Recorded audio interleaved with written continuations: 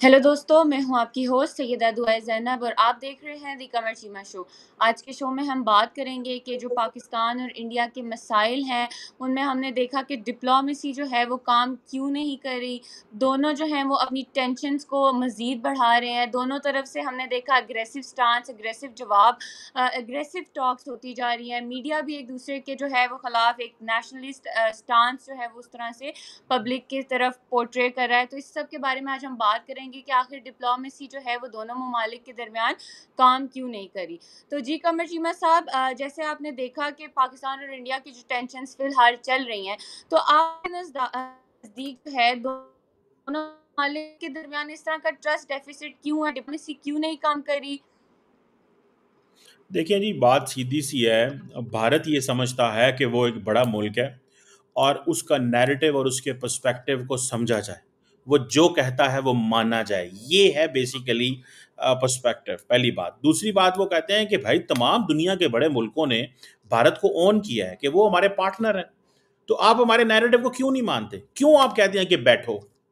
आप क्यों कहते हैं कि बैठो? क्या मसला क्या है आपको? आप क्यों हमारी बात को नहीं मानते? आप क्यों नहीं कहते कि हाँ जी, हमें पाकिस्तान को रिस्पॉन्सिबल ठहराना चाहिए? अब फॉर एग्जांपल जो रशियन है, अब रशिया तो इंडिया का दोस्त है, ठीक है? अब रशियन फॉरेन मिनिस्टर लैवरोव जो हैं, उन्होंने क्या कहा है? उन्होंने यही कहा है, उन्होंने कहा भाईजान बैठें, बात करें, डायलॉग करें, एंगेज करें। अब इंडिया इस चीज़ को नापसंद करता है। अब पाकिस्तान ने क्या किया है कि पाकिस्तान आज जो है वो कोशिश कर रहा है कि जो P5 के जो ममालिक हैं, जो परमानेंट 5 हैं, उनको यूएन सिक्योरिटी काउंसिल के अंदर जाके तो बता सके और बता ये सके कि जनाब सिचुएशन क्या है, हमारी इंटेलिजेंस क्या है, क्या भारत पाकिस्तान पे हमला करने वाला है। और इस सिलसिले में पाकिस्तान ने तमाम जो P5 के ममालिक हैं, स्वाय फ्रांस के मेरा ख्याल है, तमाम P5 के ममालिक को फ़ोन कॉल करके सिचुएशन एक्सप्लेन कर दिया है। फ्रांस के क्योंकि इंडिया से बहुत अच्छे ताल्लुकात हैं, तो मेरा ख्याल है कि उन्होंने इस चीज़ को उन्होंने पाकिस्तान के मैसेज का जवाब नहीं दिया होगा। आई एम श्योर, मेरी ये एक असेसमेंट है कि फ्रांस ने जवाब नहीं दिया होगा, क्योंकि फ्रांस आपको पता है अरबों डॉलर का असला जो है वो इंडिया इंडिया उससे लेता है। सो अभी फॉर एग्जांपल लेवरॉव से जो बात हुई है, फॉरेन मिनिस्टर लेवरॉव से, वो यही बात हुई है कि जनाब हम तो इनिशिएटिव लेना चाहते हैं। ठीक है ना जनाब, हम तो इनिशिएटिव लेना चाहते हैं और इस इनिशिएटिव में ये है कि हम चाहते हैं कि नॉर्मलाइजेशन हो। इंडिया कहता है कि अगर तुम हमें पाकिस्तान के साथ टेबल पे बिठा दोगे, तो ये तो आप लोग हमारा कद काट छोटा कर रहे हो, आप हमें नीचा लेके आ रहे हो अगर पाकिस्तान के साथ टेबल पे बैठाते हो। डॉक्टर जयशंकर कहते हैं कि मैंने ये जो इतने सालों की 6 साल की जो डिप्लोमेसी की है, किस चीज़ के लिए की है? मैंने इस चीज़ के लिए की है कि तुम लोग मुझे पाकिस्तान के साथ बिठा दो। मैं तो उनके साथ नहीं बैठना चाहता। मैंने तो अमेरिकी सदर को कह दिया था कि हमने पाकिस्तान से बात नहीं करनी। तो वो इस चीज़ को कह रहे हैं कि sorry, this is not possible, this is not going to work. हम इस चीज़ को नहीं चला सकते। हम इस चीज़ को नहीं चला सके और पाकिस्तान को उन्होंने बड़ा जिसे कहते हैं ना क्लियरली जो है वो बता दिया हुआ है। सो ये जिसे कहते हैं ना एक एक चीज़ तो ये मुझे लगती है। दूसरी चीज़ ये है कि भाई देखें, क्लैरिटी होनी चाहिए पाकिस्तान के अंदर कि पाकिस्तान बार-बार क्यों नॉक कर रहा है। पाकिस्तान कहता है जी हम जंग नहीं चाहते, इंडिया की तरफ से खतरा है, ठीक है? इंडिया इस चीज़ को भी एन्जॉय करता है कि ये डरते हैं हमसे। पाकिस्तान कहता है कि जब ये सिचुएशन पैदा होगी, जब आप हमें ये कहते हैं कि हम डरते हैं, हम जब जंग शुरू होनी है तो फिर आपके कंट्रोल में नहीं रहनी, ना ये किसी के कंट्रोल में रहनी है। सो इट्स बेटर कि आप इसको अभी बैठ के हमसे अभी चीज़ें डील कर लें। So I think this is what मेरी नज़र में है। और आपको पता है मलेशिया के वज़ीर-ए-आज़म से भी पाकिस्तान के वज़ीर-ए-आज़म की बात हुई है। यस। बहुत अच्छे ताल्लुकात हैं इंडिया के मलेशिया के साथ। अभी हाल ही में मलेशिया के वज़ीर-ए-आज़म आए हुए थे इंडिया। और मलेशिया को तो इंडिया ने वैसे ही बड़ा डरा दिया है। रिसेंटली मलेशिया ने बात की कश्मीर की, तो इंडिया ने कहा जी हम पाम ऑयल ही नहीं लेंगे मलेशिया से। उनको सही डराया धमकाया इंडिया ने। तो इंडिया हर मुल्क को जो है वो सही, वो जिसे कहते हैं ना, when it comes to Pakistan, India किसी को माफ नहीं करता। वो कहते हैं नहीं, आप इस चीज में नहीं। आज की सिचुएशन में टेबल पे लेके आना इंडिया समझता है ये इंडिया की डिप्लोमेसी की, इंडिया की जो पोजीशन है, जो इंडिया की सिचुएशन है, जो इंडिया का स्टेचर कम करने की बात है। आज अगर कोई हमें ये कहे, वो कहते हैं कि हमारे साथ खड़े हों, हमें हमारे साथ खड़े हों। मेरा ख्याल है कि ये इसकी मल्टीपल रीजंस हैं कि सारी दुनिया क्यों साथ नहीं खड़ी हो रही। होता अमूमन ये है कि एक मुल्क अगर वेस्टर्न साथ खड़ा हो जाता तो बाकी भी सारे लाइन में आ जाते और कहते जी ठीक है। अब यस। जब कोई एक मुल्क भी नहीं है और अमेरिका भी नहीं है, तो ये चीज़ जो है वो उन्होंने महसूस की, उन्होंने कहा this is not going to work, so इसलिए वो जी। साइलेंट हो गए हैं। सो मुझे ये लगता है कि ये इंडिया इसको अपनी इंसल्ट समझता है कि जी। हमें हमारा, और इसीलिए तो कल डॉक्टर जयशंकर ने कह दिया था कि हमें वेस्ट में पार्टनर चाहिए, प्रीचर नहीं चाहिए। आप हमें प्रीच करते हो, ये करो वो करो, ये ना करो, ऐसे ना करो, बैठ जाओ पाकिस्तान के साथ बैठ के बात करो, हमारा पार्टनर बनो, हमारे साथ मिलके पाकिस्तान को सीधा करो। ठीक है ना जी। सो जी।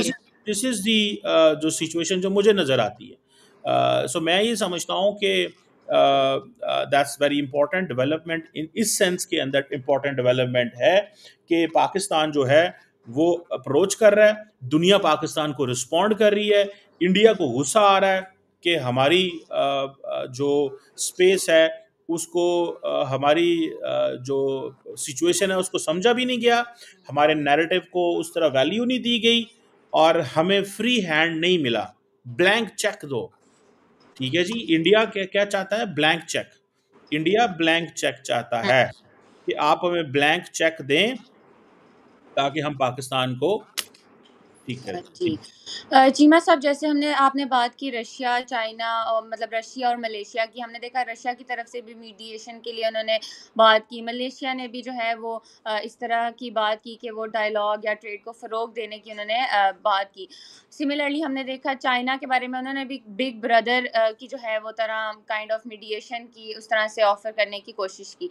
तो साथ ही आज हमने देखा कि ईरान के जो फ़ॉरेन मिनिस्टर हैं वो भी पाकिस्तान में आ रहे हैं इसी टेंशन्स के लिहाज से। तो सर, आपको क्या लगता है कि ये जो रशिया, मलेशिया या चाइना या ईरान, इनके जो मीडिएशन ऑफ़र्स हैं, इंडिया पाकिस्तान के दरमियान जो फ़िलहाल जो टेंशन्स चल रही हैं, क्या वाक़ई इनके थ्रू काम करेंगी? क्योंकि पहले सब कहते थे कि इंटरनेशनल कम्युनिटी उस तरह से एक्टिव नहीं नज़र आ रही, मीडिएशन की बात होनी चाहिए, ये होना चाहिए।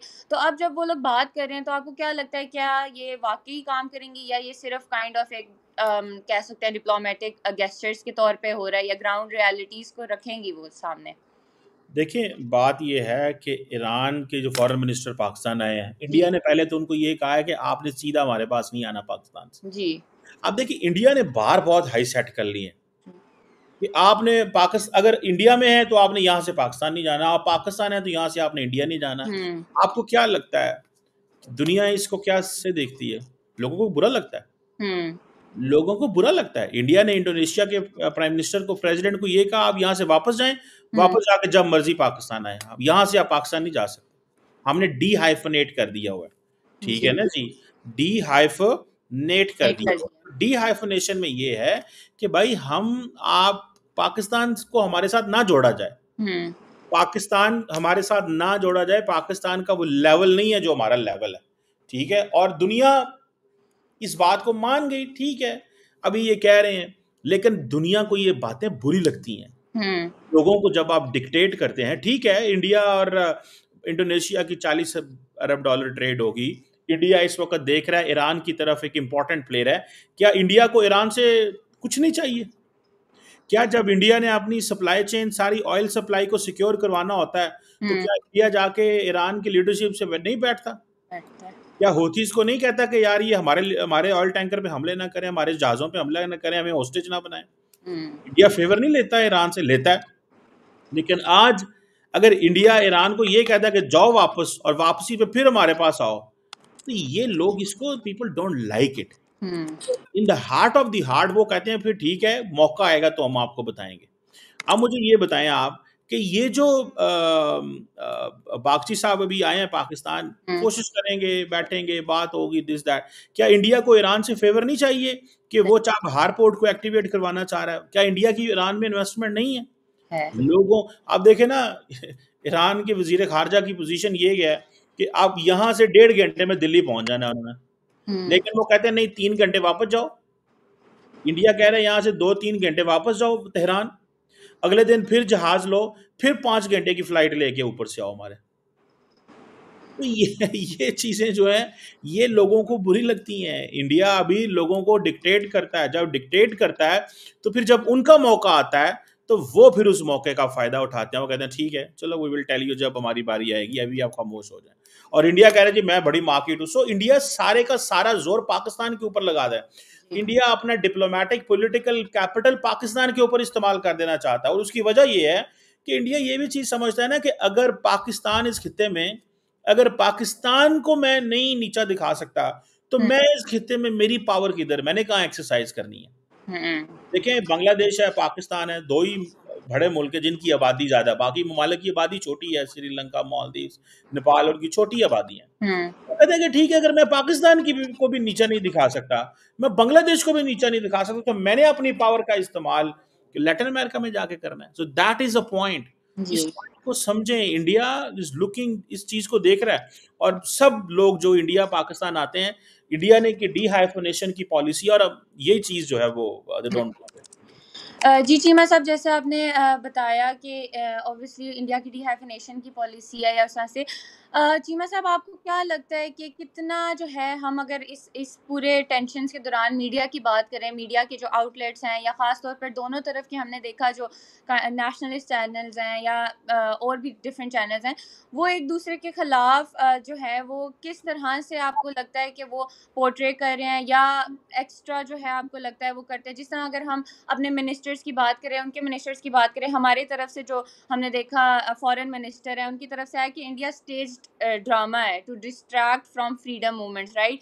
सिमिलरली हमने बात की जो हमारे फेडरल मिनिस्टर हैं या और मिनिस्टर्स हैं, उनकी तरफ से भी काफ़ी इस तरह की स्टेटमेंट्स आई कि इंडिया बिहेविंग लाइक अ स्टबर्न चाइल्ड। इसी तरह उनके मिनिस्टर्स की तरफ से भी इस तरह की। तो दोनों तरफ से हमने देखा है कि कोई भी निगोशिएशंस को उस तरह से नहीं सीरियसली ले रहा। और फिर हम मीडिया की बात करें तो आपको क्या लगता है कि मीडिया का इसमें कितना रोल अहम है और वो एक्स्ट्रा पोर्ट्रे कर रहे हैं या किस तरह से कर रहे मीडिया हैं? का कोई रोल नहीं है जी मीडिया हैज जीरो रोल। जी media in Pakistan and in India has become puppet, simple सी बात। ट्रू भारत का मीडिया भारत की गवर्नमेंट का पपेट है, इंडिया पाकिस्तान का मीडिया पाकिस्तान की गवर्नमेंट का पपेट है। यस कोई मीडिया की कोई जीरो क्रेडिबिलिटी, अगर किसी जर्नलिस्ट की किसी चैनल की कोई क्रेडिबिलिटी रह गई है तो I really want to know, I really want to understand, मुझे कोई बता दे। लोगों को सच ढूंढना बड़ा मुश्किल हो गया है इन इंडिया एंड पाकिस्तान। जो बाहर से लोग हैं, जो जब वो इंडिया की को टीवी को देखेंगे वो पाकिस्तान को गालियां दे रहे हैं, पाकिस्तान के टीवी भी लगाएंगे वो इंडिया को गालियां दे रहे हैं। तो भाई this is how it is जी। जी जी ठीक है। चीमा साहब, एक आखिरी सवाल आपसे करना है कि हमने देखा है कि अमेरिका की तरफ से भी जो जिस तरह की स्टेटमेंट से बात की गई, तो जो इंडिया है, इंडिया अमेरिका की इस तरह की जो पीस टॉक्स हैं या पीस की जो कोशिशें हैं उनको इस तरह से नज़रअंदाज क्यों कर रहा है, या फिर इस तरह से उसको क्या मतलब क्या जवाब देगा या क्या स्टांस लेगा? देखिए अमेरिका, इंडिया कहता है अमेरिका से कि हमारे साथ खड़े हो, जी ठीक है।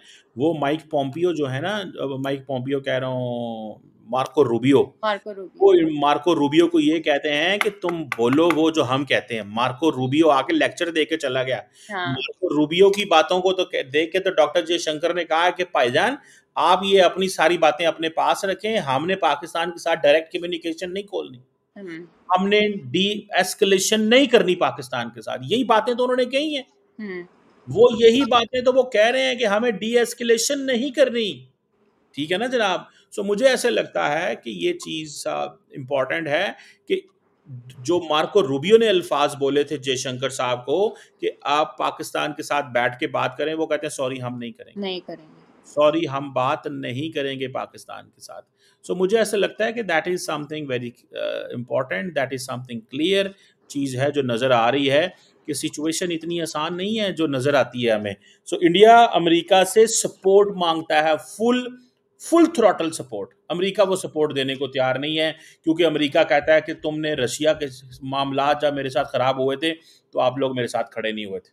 India didn't stand with the United states at all against Russia. India ने कहा था कि हमें तेल लेना है उनसे, आप जाएं, आप अपना जो करना करें, हम जाके तेल लेंगे, हम ऐसे कुछ नहीं करेंगे आपके साथ, हम आपके साथ तावन नहीं कर सकते। इन चीज़ों को देखते हुए इंडिया जो है वो फिर अमेरिका ने भी कहा ठीक है, लेट द टाइम कम, वक्त आने दे फिर हम आपको बताएंगे। तो वो वक्त आ गया, इसीलिए अब वो इंडिया के अंदर फ्रस्ट्रेशन भी ये सी चीज़ की है कि हमने क्या कमाया इन मुल्कों के साथ ताल्लुकात बना के, हमारी डिप्लोमेसी किधर गई। तो ये फ्रस्ट्रेशन है इंडिया के अंदर। So diplomacy is not working. India blank check चाहता है, ब्लैंक चेक, मेरे पास जो मैं कहता हूँ वो कह दो, दैट्स इट। हुँ। बहुत शुक्रिया चीमा साहब। जी, तो दोस्तों आज हमने बात की कि पाकिस्तान और इंडिया के मसले में डिप्लोमेसी जो है वो उस तरह से काम क्यों नहीं कर रही। जो दोनों ममालिक हैं उनको रशिया, मलेशिया, चाइना, ईरान इस तरह के ममालिक की तरफ से पीस नेगोशिएशंस के बारे में या डिप्लोमेसी के बारे में जो है वो लोग अपना इज़हार कर रहे हैं, लेकिन दोनों ममालिक की तरफ से उस तरह से डिप्लोमेसी काम नहीं कर रही। देखते हैं कि कहाँ चलती हैं चीज़ें, किधर जाते हैं फ्यूचर में। फिर मिलेंगे एक नए टॉपिक के साथ नए एपिसोड में। Take care.